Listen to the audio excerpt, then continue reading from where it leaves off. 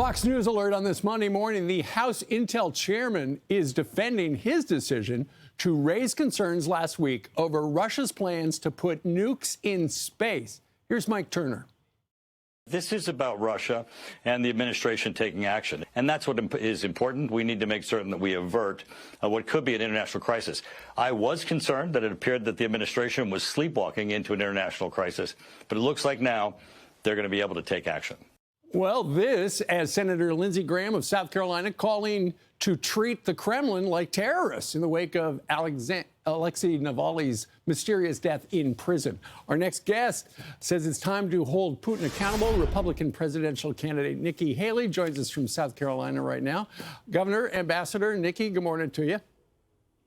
Good morning. Well, we were scratching our heads last week why Mike Turner would allude to, yeah, there's something big. We are not going to tell you what it is. But as it turns out, he wanted to declassify this Russian program to put nukes in space.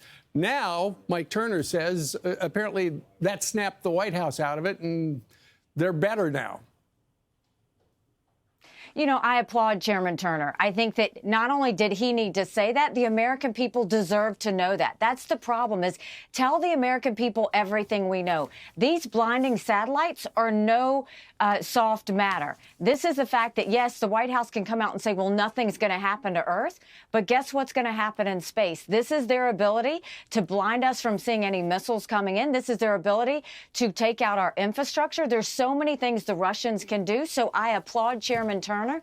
Keep it loud. Keep saying this, because it's not just Russia doing this. Look at the cyber attacks that China's doing. There's a lot happening around the world, and the American people deserve to know every bit of it. Ambassador, you were the ambassador to the United Nations during the Trump administration. Are you and the former president on the same page when it comes to Russia?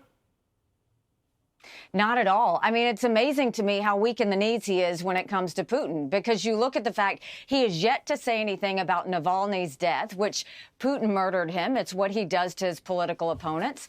He's yet to say anything about seizing Russian assets and allowing that money to go to Ukraine. Why would you not want to have those assets seized? It's sitting in Congress. He should be calling for that.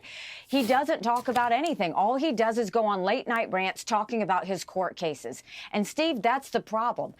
We have Russia sitting there doing things. They're now surrounding the Baltics, which if they go and invade the Baltics, those are NATO countries. That puts America at war. We have to prevent war.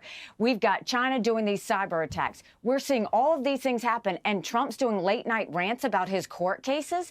He's going to be in court for the rest of the year. We can't be distracted. But more of that, that's why I continue to say if Donald Trump is the nominee, he can't win. He won't win a general election. And the focus we need to have is, how do we protect Americans? How do we prevent war? How do we get the border secure? How do we get our economy back on track? Not his personal grievances. Sure. But I'll tell you what, you make that case, but at the same time, he's actually gone up in the ratings.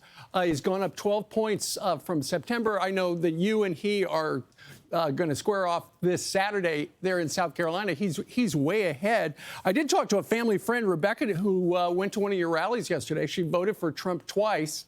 But it sounds like she likes the fact that you're a woman, you were a very successful governor down there, and you could serve 2 terms. I heard you say yesterday as well, Governor, that you think that the winner of 2024 will be a woman, either you or Kamala Harris, right? It's just a fact. You know, we've had several hundred people at all of our rallies. South Carolina's fired up. We're excited. We're ready to have our voices heard. But more than that, yes, there will be a female president of the United States. It will either be me or it will be Kamala Harris. But look at any of the general election polls. Trump doesn't beat Biden. But more than that, all he does is bring chaos. Look, I voted for him twice. I was proud to serve America in his administration. But this is the fact. We can't have 2 80-year-old candidates being our only choices. 70% of Americans have said they don't want a Trump-Biden rematch. 59% of Americans have said Trump's too old and Biden's too old to be president.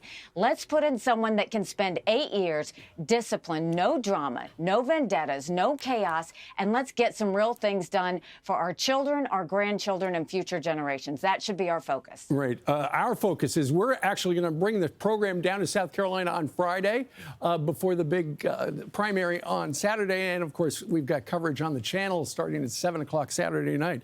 The thing about the South Carolina primary, and you know this better than anybody, is because there's no formal party registration, you can vote in, if you're a Republican, a Democrat, an independent, you can vote in this particular primary, but you cannot have voted in the Democrat primary last week, right?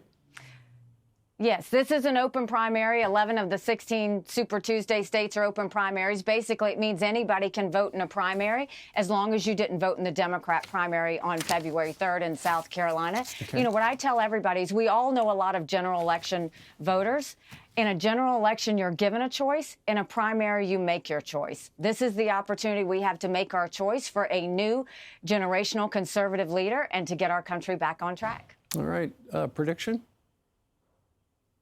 I think it's going to be close. I think it's going to be competitive, and we can't wait to go to Michigan the day after. All right, very good.